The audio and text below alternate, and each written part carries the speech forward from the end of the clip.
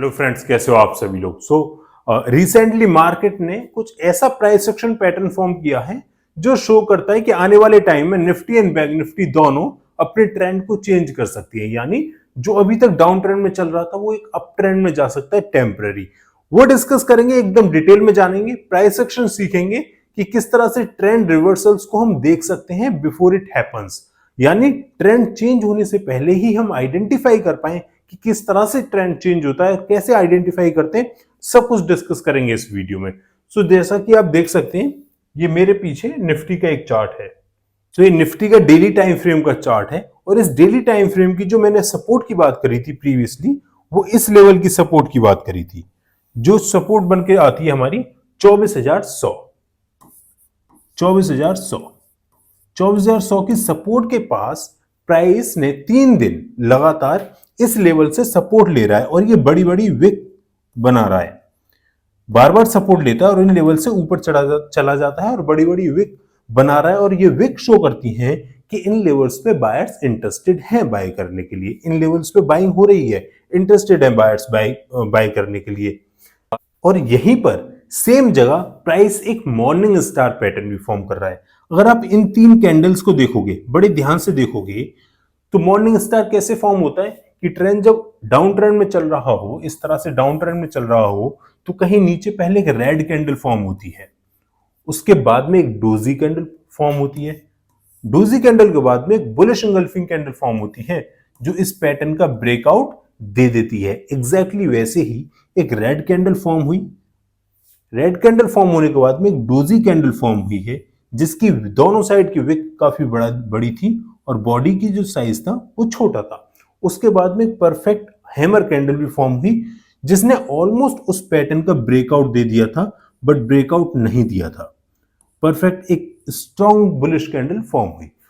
इस सपोर्ट के ही लेवल पर हम ये आइडेंटिफाई करते हैं कि जब भी मार्केट ट्रेंड चेंज करती है ना, तो किस लेवल से ट्रेंड चेंज कर रही है, क्या सपोर्ट पे आके ऊपर जा रही है या फिर बीच में से ही कहीं जा रही है। क्योंकि ये आइडेंटिफाई करना, कंफर्मेशंस का लेना बहुत जरूरी होता है। तो एक तो ऊपर से ये सपोर्ट है 24,100 एक सपोर्ट है और उसके बाद एक मॉर्निंग स्टार पैटर्न फॉर्म हो रहा है। अब आने वाले समय में कैसे रिएक्ट कर सकता है प्राइस, जो ये रेजिस्टेंस बनी है ऊपर 24,500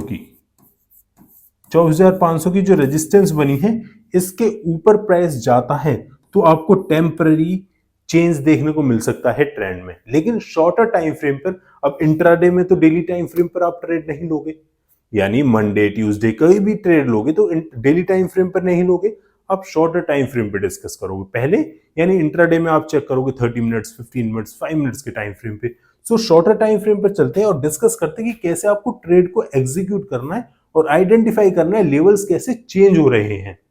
ये निफ्टी का 1 आवर का टाइम फ्रेम है। अगर आप 1 आवर के टाइम फ्रेम पर देखोगे तो price lower low and lower high बनाते हुए नीचे जा रहा था, lower low and lower high बनाते हुए नीचे जा रहा था, लोअर लो, लोअर लो, लोअर लो, लोअर लो। और डाउन ट्रेंड कैसे अप ट्रेंड में चेंज होता है कि जब प्राइस लोअर लो लगाने से बंद कर दे, यानी न्यू लोअर लो लगाने बंद कर दे और हायर हाई लगाने शुरू कर दे, और हायर लो और हायर हाई लगाने शुरू कर दे, हायर लोज लगाने शुरू कर दे।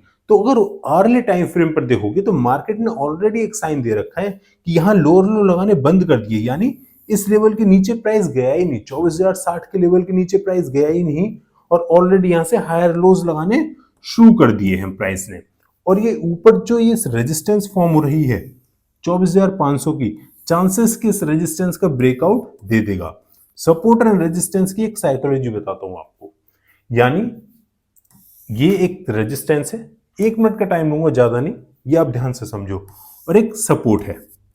अब मान लो फर्स्ट टाइम में प्राइस ऊपर जाता है, रेजिस्टेंस रिजेक्शन लेके नीचे आता है, सपोर्ट तक आता है, फिर ऊपर जाता है, रिजेक्शन लेके नीचे आता है। सेकंड टाइम में प्राइस क्या करता है कि प्राइस पूरा नीचे नहीं आता, यानी इस लेवल तक नीचे नहीं आता, कहीं बीच में से ही ऊपर चला जाता है दोबारा से। यानी ये शो करता है कि इस बार यहां सेलर्स स्ट्रॉन्ग थे, तो सेलर्स इस लेवल से पॉइंट बी से सी तक ला पाए, सेलर्स स्ट्रॉन्ग थे। नेक्स्ट टाइम में क्या हुआ कि सेलर्स पॉइंट डी से सी के प्रीवियस सपोर्ट के लेवल तक नहीं ला पाए, कहीं बीच में से ही ऊपर चले गए, यानी सेलर्स स्ट्रॉन्ग नहीं थे। नेक्स्ट टाइम में क्या हुआ कि सेलर्स फिर से नीचे लेकर आते हैं और कहीं बीच में से ही उसको प्राइस बायर्स ऊपर लेके चले जाते हैं, इस प्राइस को बायर्स ऊपर लेके चले जाते हैं। यानी ये शो करता है कि धीरे धीरे धीरे सेलर्स एग्जॉस्ट हो रहे हैं और बायर्स स्ट्रॉन्ग हो रहे हैं। इस पोजीशन में बायर्स स्ट्रॉन्ग हो रहे हैं। जैसे ही बायर्स कंप्लीटली एक्वायर कर लेंगे उस पोजीशन को, कंप्लीटली एक्यूमुलेटेड हो जाएंगे, तो बायर्स इस लेवल का ब्रेकआउट दे देंगे। सेम सिनेरियो आपका यहां फॉर्म हो रहा है। अगर आप देखोगे तो सेलर्स फर्स्ट टाइम इस लेवल तक ले गए थे, सेकंड टाइम में हायर लोज बनाए, यानी प्रीवियस लेवल तक नहीं ला पाए सेलर्स। सेकंड टाइम में प्रीवियस जो हायर लो लगाया था उस लेवल के ऊपर तक ही रह पाए। यानी अब आगे क्या हो सकता है कि बायर्स यहां एक्यूमुलेट हो जाएं और ये जो रेजिस्टेंस का लेवल है 24,500, इस लेवल का ब्रेकआउट देखने को मिलेगा।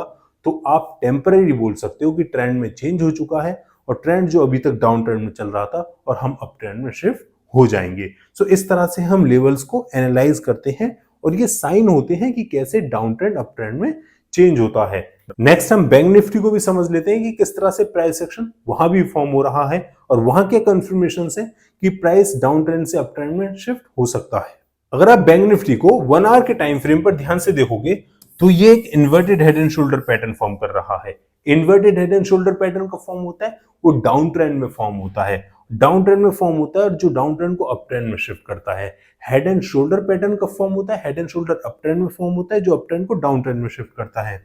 ये एक नेकलाइन थी, इन्वर्टेड हेड एंड शोल्डर की एक नेकलाइन थी जिसका लेवल निकल के आता है 51,850। एग्जैक्टली अच्छे बुलिश कैंडल से इस नेकलाइन के प्राइस ने ब्रेकआउट दिया, जो शो कर देता है कि ये पैटर्न अब एक वैलिड पैटर्न है, इन्वर्टेड हेड एंड शोल्डर, जो डाउन ट्रेंड को अप ट्रेंड में शिफ्ट करने की काबिलियत रखता है। एग्जैक्टली प्राइस ने 51,850 का ब्रेकआउट दिया। अब प्राइस क्या होता है कि जब भी प्राइस किसी लेवल का ब्रेकआउट देता है तो उसको रीटेस्ट करने जरूर आता है। मैं ये नहीं बोल रहा 100% आता है, कि ऐसा मानना है कि जब भी प्राइस किसी लेवल का ब्रेकआउट दे उसको अगर रीटेस्ट करने आता है तो वो एक स्ट्रॉन्ग रैली मानी जाती है। परफेक्ट। सो अगर प्राइस नीचे आता है स्ट्रॉन्ग करने और उसके बाद में अर्ली टाइम फ्रेम पर एक बुलिश इंगल्फिंग कैंडल भी मिल रही है आपको, जो शो करता है कि एक परफेक्ट रीटेस्ट का लेवल है जहां से प्राइस अप ट्रेंड में कंटिन्यू कर सकता है। अब आप कैसे ट्रेड प्लान कर सकते हो कि इस लेवल को मार्क करके रखो, जो निकल के आता है 52,350। 52,350 के इस लेवल को मार्क करके रखो। अगर प्राइस इन लेवल्स के ऊपर जाता है तो हम बोल सकते हैं कि हम परफेक्टली एक अप ट्रेंड में शिफ्ट हो चुके हैं बैंक निफ्टी में। दूसरा एक और कंफर्मेशन आप देखो यहां, अगर आप, जैसे मैं लोअर लो की बात कर रहा था, प्राइस पहले लोअर लो बनाते हुए नीचे जा रहा था, ठीक है। यहां से क्या हुआ, यहां प्राइस ने लोअर लो लगाने बंद कर दिया, इसके बाद प्राइस ने हायर लोज लगाने शुरू कर दिए, उसके बाद एक और हायर लोज लगा रहा है प्राइस। सो ये शो करता है कि ये अर्ली साइन होते हैं प्राइस एक्शन में, जब भी ट्रेंड रिवर्स होता है, जब भी ट्रेंड चेंज होता है। परफेक्ट। सो ये टेम्पररी आपको आने वाले नेक्स्ट वीक या उससे नेक्स्ट वीक देखने को मिल सकता है कि प्राइस यहां से मार्केट टेम्पररी डाउन ट्रेंड से अप ट्रेंड में शिफ्ट हो सकती है। तो ये थे हमारे एनालिसिस। अगर प्राइस सेक्शन में कुछ भी सीखने को मिल रहा है, टेक्निकल एनालिसिस में आपको कुछ भी सीखने को मिल रहा है, और मेरा मोटिव होता है कि मैं आपको प्राइस सेक्शन और टेक्निकल एनालिसिस सिखाऊं, so like the video, subscribe to our channel. अगर किसी भी टॉपिक पर आपको वीडियो चाहिए कमेंट्स में जरूर शेयर करें और अपना ओपिनियन देना कमेंट्स बॉक्स में ना भूलें। जब तक के लिए thank you so much for watching, have a good day, जय हिंद।